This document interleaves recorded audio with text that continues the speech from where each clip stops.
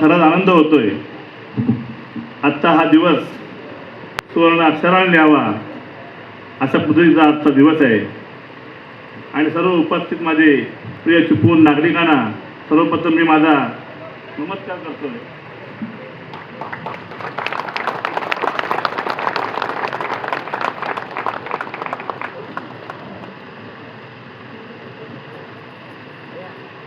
कारण चिपळूण शहराबरोबरच ह्या चिपळूण नगर परिषदेला एक समृद्ध गौरवशाली इतिहास आहे. अशा सुसंस्कृत आणि सर्वच क्षेत्रात आघाडीवर असलेल्या शहराचा प्रथम नागरिक म्हणून मला जे नगराध्यक्ष पदाचा मी आता पदावर स्वीकारला अशा माझ्या मनात प्रचंड असा आनंद आहे. त्याच पद्धतीनं अभिमान आहे आणि त्याच पद्धतीनं जबाबदारीची भावनाही आहे. जे आपले पालकमंत्री आहेत ते ठामपणे माझ्या पाठीशी इतके ठामपणे उभे आहेत. त्याचं ज्वलंत आणि जिवंत उदाहरण म्हणजे आपल्याला दिलेला 48 तासामध्ये त्यांनी आपल्याला चिपळूण नगरपालिकेच्या नवीन वास्तूसाठी 11 कोटी मंजूर करून दिले. त्याच्यासाठी मी सर्व नागरिकांना सांगतो, चिपळूण शहराला आपल्याला विकसित करण्यासाठी आपल्या सर्वांचा थोर मोठ्यांचा आशीर्वाद लागणार आहे. आपल्या सर्वांचं प्रेम लागणार आहे ह्या विषयामध्ये. त्याच्यामध्ये आपण विरोधक कोण होतं, आपल्याला कोण निवडणुकीमध्ये पाडण्याचा प्रयत्न केला हे सगळं आपण विसरून जाऊन आपला चिपळूणचा विकास कसा होईल, आपलं चिपळूण शहर कसं सुंदर होईल अशा पद्धतीचा आपण विचार करूया आणि ह्या विचारधारा घेऊन आपण पुढे जाऊया. ग्रॅव्हिटी योजना असेल काही दिवसात ती पूर्ण होईलच, परंतु अनेक प्रकल्प असे आहेत त्या प्रकल्पाला आपण हात घालूया आणि त्यासाठी आपण चिपळूणच्या प्रत्येक प्रभागामध्ये एक समन्वयक समिती स्थापन करूया. एक समिती आपण स्थापन केल्यानंतर आपल्याला त्या समितीमध्ये प्रत्येक नागरिकाला प्रत्येक माझ्या मतदाराला त्याच्या भागामध्ये काम कोणत्या कोणत्या प्रकारच्या अडचणी आहेत, कोणत्या प्रकारचं काम राहिलेलं आहे, कोणत्या भागाचं काम पूर्ण करायचं आहे हे माझ्या त्या समन्वयक समितीमधला माझा प्रत्येक माणूस मला सांगेल. ह्यात मी जबाबदारीने सांगतो. आणि अजून एक विषय दाखला असताना तुम्हाला एकच गोष्ट सांगतो, हा नगराध्यक्ष हा एकनाथ शिंदेचा कार्यकर्ता आहे, हा आनंद दिघे साहेबांचा चेला आहे, हा एकनाथ शिंदे साहेबांचा हाताखाली त्यांनी 6 ते 7 वर्ष काम केलेलं आहे आणि हा बाळासाहेब ठाकरेंचा सैनिक आहे आणि हा डॉक्टर बाबासाहेब आंबेडकरांचा एक भीमसैनिक आहे. मी तुम्हाला एवढंच जबाबदारीने सांगतो की हा तुमचा सैनिक, हा तुमचा कार्यकर्ता, हा तुमचा मुलगा, हा नगराध्यक्ष, हा आपला नगराध्यक्ष आपल्या दारी ही आपली आज अशी ठोर भूमिका घेऊन प्रत्येक वेळी प्रत्येक मला नागरिकांनी सांगावं त्याच्या प्रभागामध्ये माझं 100% येणं असेल. आणि आज सांगतो मी, नगराध्यक्ष आपल्या दारी ही आपली भूमिका. मुख्याधिकारी साहेब, नगराध्यक्ष आपल्या दारी ही आपण जशी शासन आपल्या दारी आहे तसं नगराध्यक्ष आपल्या दारी ही आपण भूमिका मांडावी. आणि आपण सर्व प्रशासनाचे, सर्व आज उपस्थित राहिलेल्या सर्व माझे माता बंधूंचे मी आभार मानतो आणि इथं थांबतो. तुम्ही सर्वांनी दिलेलं प्रेम, तुम्ही दिलेला सगळ्या बांधावर टाकलेला जो विश्वास आहे तिथे कुठेही तुम्हाला 7-8 वर्षाच्या प्रतीक्षेनंतर आज खऱ्या अर्थानं चिपळूण नगरपालिकेमध्ये कारभार करण्यासाठी आपल्याला कारभारी मिळालेला आहे. आणि आपण सगळ्या जनतेनं मोठ्या उत्साहानं आज उपस्थिती दर्शवून या नव्या टीमला शुभेच्छा देण्यासाठी या ठिकाणी उपस्थित राहिल्याबद्दल प्रथमतः आपल्या सर्वांचं आम्हा सर्व मंडळींकडून मनापासून आभार मानतो, धन्यवाद देतो. मी आपल्याला नम्रपणे सांगू इच्छिते, अनेक प्रश्न आहेत. निवडणुकीच्या काळातही लोकांनी सांगितले, आपणही निवडणुकीच्या काळामध्ये आपला जाहीरनामा दिलेला आहे. खूप काम करावं लागणार आहे, खूप अपेक्षा आहेत. खूप वर्ष लोकांना अनेक गोष्टीच्या बाबतीत अनेक प्रश्नांची जी निर्मिती झालेली आहे त्यातून मार्ग काढण्याची आवश्यकता आहे.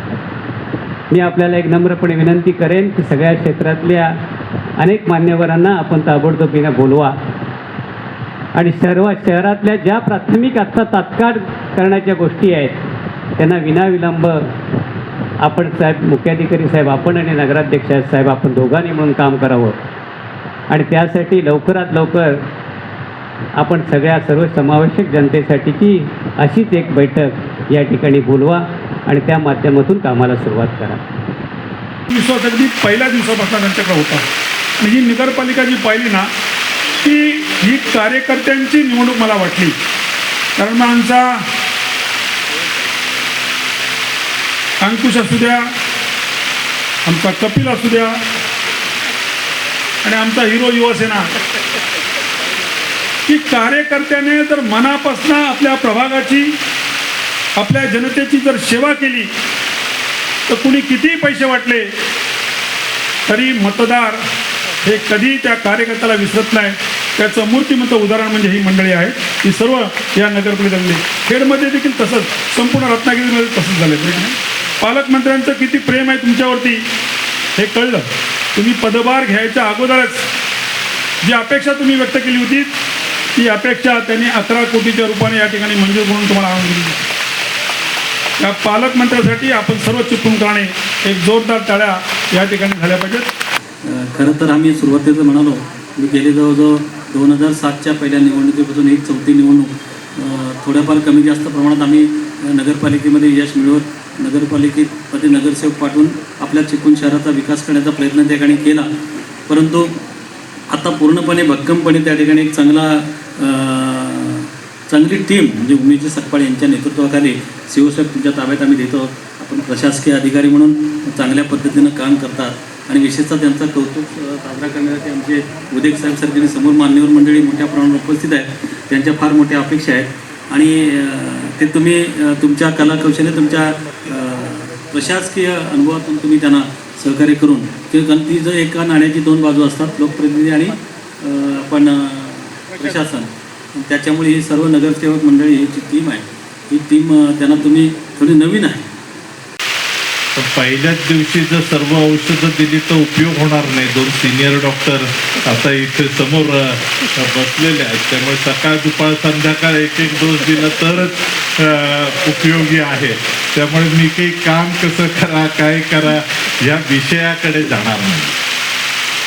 कारण सर्व काम करणारे कार्यकर्ते ह्या नगरपालिकेत निवडून आलेले आहेत आणि नगराध्यक्ष म्हणून या सर्व कार्यकर्त्यांना, जे नगरसेवक आलेले आहेत या सर्व कार्यकर्त्यांसोबत आपण निश्चित सर्वजण चांगलं काम कराल हा विश्वास आम्हाला सर्वांना आहे. आणि म्हणूनच सर्व जनताही तुमच्या पाठीमागे तितक्याच ताकदीनं उभी राहिली. या विश्वासाला सार्थ ठरण्याचं काम तुम्ही करा.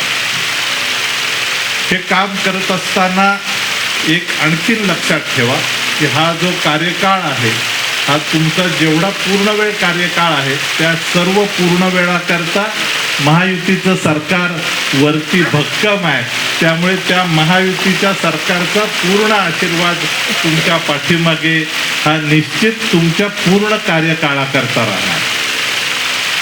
या जिल्ह्यातले आमचे 2 मंत्री, या जिल्ह्याचे पालकमंत्री माननीय उदयजी सामंत आणि या जिल्ह्याचे आमचे दुसरे मंत्री माननीय योगेशजी कदम, या दोनही मंत्रिमंडळातल्या सहकाऱ्यांचा आपल्याला जसा चांगल्या पद्धतीनं उपयोग सरकारमध्ये आपल्या भूमिका मांडण्याकरता येणार आहे, तसं ज्यांनी महाराष्ट्राचं मुख्यमंत्रीपद भूषवलं ते आपल्या विभागाचे खासदार माननीय नारायणराव राणे हे या विभागाचे खासदार आहेत. यांचाही तितकाच महत्त्वाचा उपयोग आपल्याला सर्वांना होणार आहे.